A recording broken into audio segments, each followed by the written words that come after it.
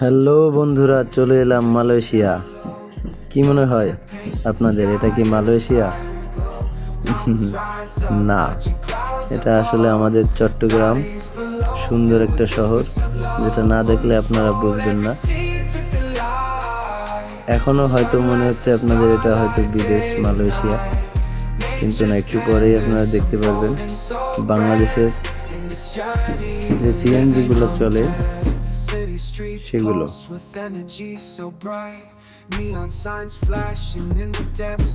তো দেখতে থাকুন।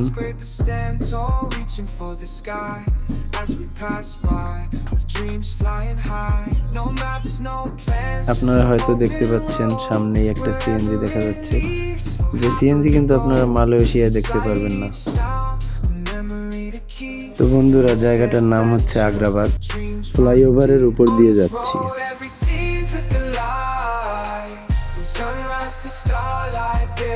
আরেকটা কথা, বাংলাদেশের সর্ববৃহৎ ফ্লাইওভার হচ্ছে এটি। এর নাম হচ্ছে আখতারুজ্জামান ফ্লাইওভার। এর অন্য আরো একটি নাম আছে, যেটা হলো Muradpur flyover.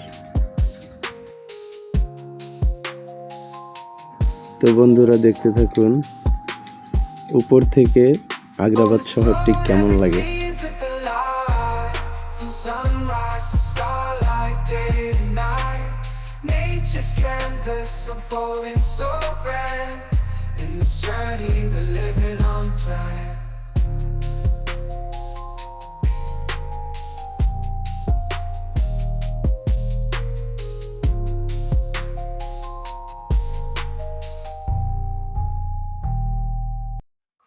Down the highway, windows down low, sunset paints the sky in a fiery glow, mountains rise up, touching clouds above. দেখতে দেখতে চলে এলাম আমরা দেওয়ানহাট। এই ফ্লাইওভারের নিচে আরো একটি ফ্লাইওভার আছে, দেওয়ানহাট ফ্লাইওভার, দেখতেই পাচ্ছেন এখনই।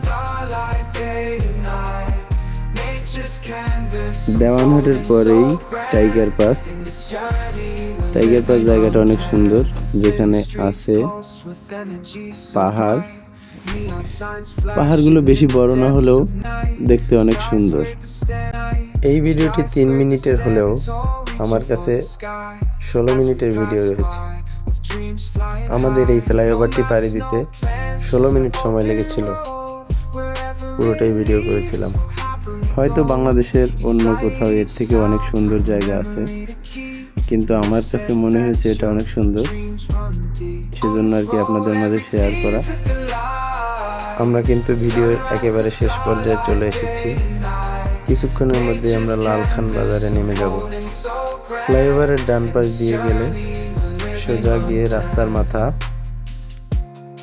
ফ্লাইওভারটি সি বিচ থেকে সোজা রাস্তার মাথা গিয়ে শেষ হয়েছে।